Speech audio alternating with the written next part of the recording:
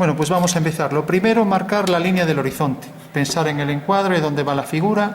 Recordad, si lo ponemos muy hacia un lateral, debemos darle importancia con otra cosa que ponemos aquí, con un bodegón, por ejemplo. La luz tiene mucho peso, entonces en un bodegón se suele poner desplazado hacia un lado si ponemos la luz de otro, ¿no? En el caso de la perspectiva, bueno, si hay una puesta de sol tiene más importancia casi que la casa, ¿no? Otra cuestión, ya no metiéndonos en cosas artísticas, sino restringiendo la parte técnica, pues es la altura del horizonte. Si yo coloco el horizonte aquí abajo, es la altura del punto de vista de una cucaracha, ¿no? Entonces no nos vale. Si lo coloco por el medio, bueno, está bien. Quizás es un poco agobiante cortarlo por la mitad. Puede estar ligeramente por arriba o mejor ligeramente por abajo. Entonces lo voy a colocar aquí. Tenemos la referencia del cartabón o la escuadra para hacer la línea del horizonte horizontal. Debe ser horizontal, si no el cuadro está torcido, ¿vale? Entonces eso es lo primero. Línea del horizonte horizontal. Y ahora vamos a hacer un conjunto de líneas. Podríamos desplazar, colocar aquí, por ejemplo, esta regla y decir, bueno, rápidamente vamos a hacer unas verticales, ¿no? Entonces, desplazo, por ejemplo, esta regla y ya tengo la referencia de verticales, ¿no? Con lo cual me es mucho más fácil ir cuadrando el dibujo. Ya sé que luego en ilustraciones, pues esto lo vais a desechar, pero nos facilita bastante ir construyendo todo con rectas, ¿no? Son líneas verticales, pues ya estaría, ¿no? Y por último, sabemos que las paralelas, primera ley de perspectiva fundamental, se cortan siempre en el horizonte. Entonces, si yo, por ejemplo, hago la parte superior de la casa por aquí, pues la línea de abajo también debe ir al mismo punto, ¿vale? Puedo marcar más esta línea y esta dejarla insinuada, por ejemplo, ¿no? Y lo mismo aquí. Si marco aquí esta línea, pues la de abajo, por ser paralela, irá a el mismo punto que llamamos, ¿cómo se llama este punto? ¿Alguien lo sabe?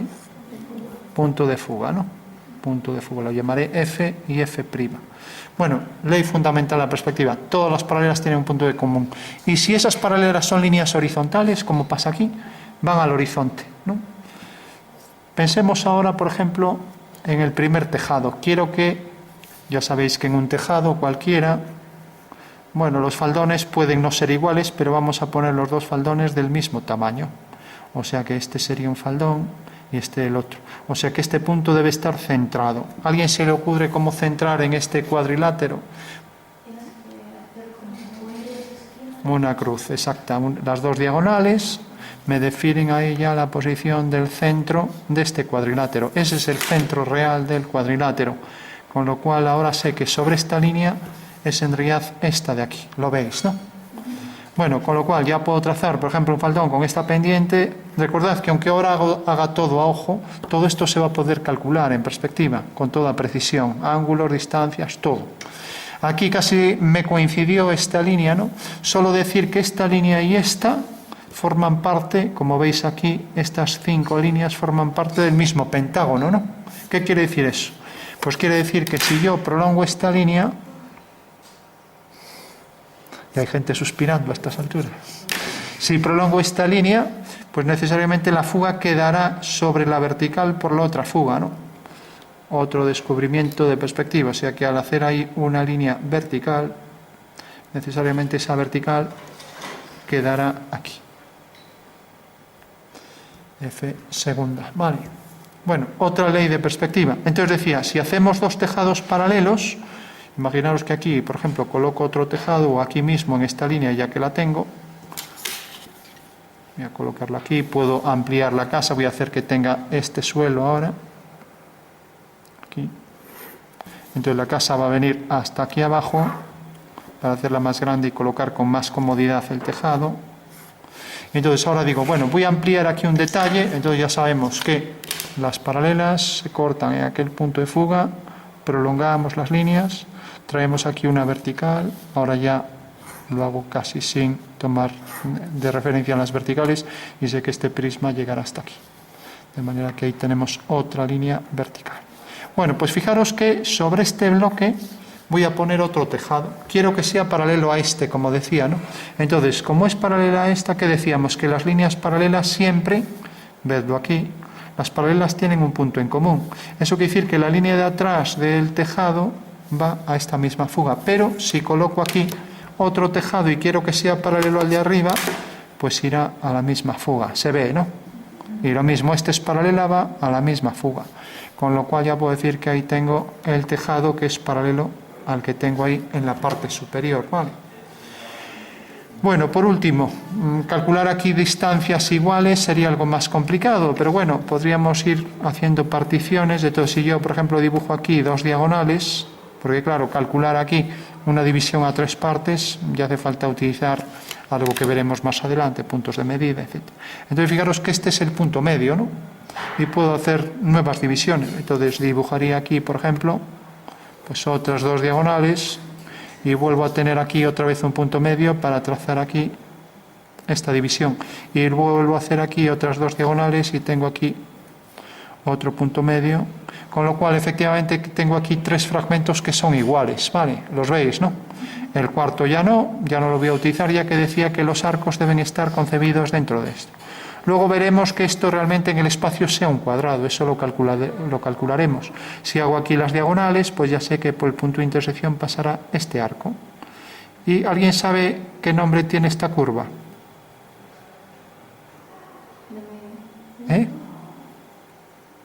Es un arco de medio punto, sí, pero en perspectiva esta curva no es una circunferencia, porque en el espacio sabemos que son circunferencias, pero en la realidad, ¿qué curvas son? Elipses, ¿vale? O sea que otra cosa que sabemos ya, que siempre en perspectiva una elipse por regla general se percibe, una circunferencia se percibe como una elipse. Cuando hacemos una vasija, pues hacemos las elipses que definen esa vasija. No me hagáis algo así, ¿no? Las elipses no tienen pinchos, no tienen picos, ¿vale? Lo veis, ¿no? Entonces, ojo al dato, tenemos arcos elípticos, son la mitad de las elipses, ya que decíamos que eran arcos de medio punto. Ahora aquí podríamos poner columnas, darle un grosor a esto para que no fuera como de papel, esto fugaría hacia ese punto, y ahora ya tendríamos aquí los aleros, para que no desvíe el agua por la fachada, pues suelen exceder un poco. Eso es el alero, la continuación del tejado por encima, ¿no? Entonces, bueno, ya hemos cumplido con lo que decíamos que era, primero, que tuviera la casa, pues por ejemplo, un conjunto de tres arcos. No nos pedían que fueran iguales, en este caso lo son, pero bueno. Entonces, los tres arcos sabemos que en el espacio tienen la misma medida. Segundo, que este tejado pues fuera paralelo al de arriba, ¿no? Vale. Y ahora si hago otro tejado, vamos a poner uno aquí, por ejemplo. Vamos a hacer que, por ejemplo, este tejado venga por aquí. Recordad que, como ahora forma parte de este cuadrilátero, estamos aquí. Aquí decía, si la casa la vemos muy lejos, fijaros que las paralelas parece que no se cortan muy lejos, ¿no? Y ahora pongo el tejado, por ejemplo, aquí. Así. Bueno, pues esto es lo que llamábamos la sonometría, ¿no? Por eso en un dibujo de ingeniería se dibuja más en asonometría, porque es más fácil dibujar todo con paralelas, ¿no? Paralela, paralela, paralela, etcétera, ¿no? Aquí es más complicado.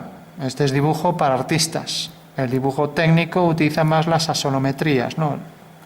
De manera que lo que permanece invariable son las paralelas. Bueno, decía, pongo aquí un tejado. ¿A alguien se le ocurre dónde vamos a encontrar estas dos fugas? Exacto, encima de esta fuga. Vale. Entonces hacemos aquí la fuga. ¿Y por qué? Porque fijaros que este cuadrilátero más este trapecio, pues tenemos que son un mismo plano, y si son un mismo plano, esto es como si fuera el horizonte de esta perspectiva.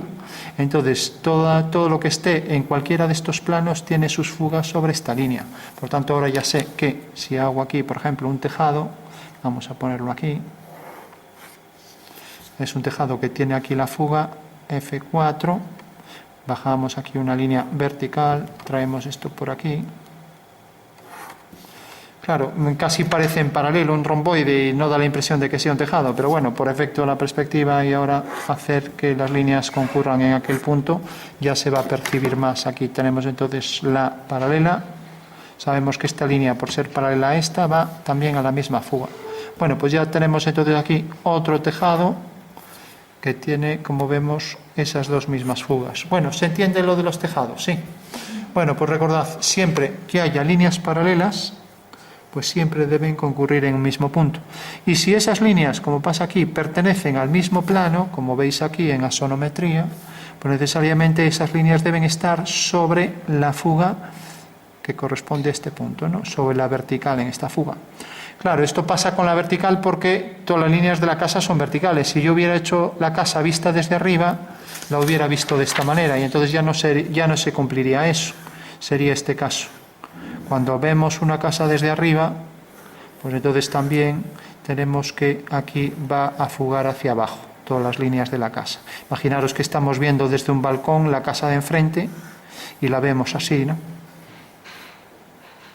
Entonces, ¿aquí qué va a pasar con los tejados? Bueno, como está en este plano que es en realidad un cuadrilátero, un trapezoide, fijaros que cualquier tejado, cualquier línea que estuviera aquí, voy a poner aquí un tejado, por ejemplo, entonces esto fuga hacia aquí, esto también fuga hacia ahí, y ahora sabemos que esta línea pertenece a este plano y este plano tiene aquí una fuga y abajo y aquí otra.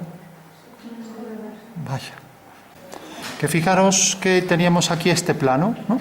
Y esta línea, ya sabemos que esta va a ser paralela y necesariamente estará sobre esta fuga. ¿Por qué? Porque este plano tiene aquí una fuga y tiene aquí otra fuga. Por tanto, sabemos que está ahí. Y lo mismo aquí, esta línea irá también a una fuga y estas dos líneas se cortan en un punto de esta recta, ¿vale? Bueno, eso en cuanto a un tejado que tengamos por aquí. Fijaros que aquí también las verticales bajan siempre hacia abajo. Es una perspectiva mucho más complicada y también de calcular, pero por lo menos a efectos de tener en cuenta hacia dónde van las fugas.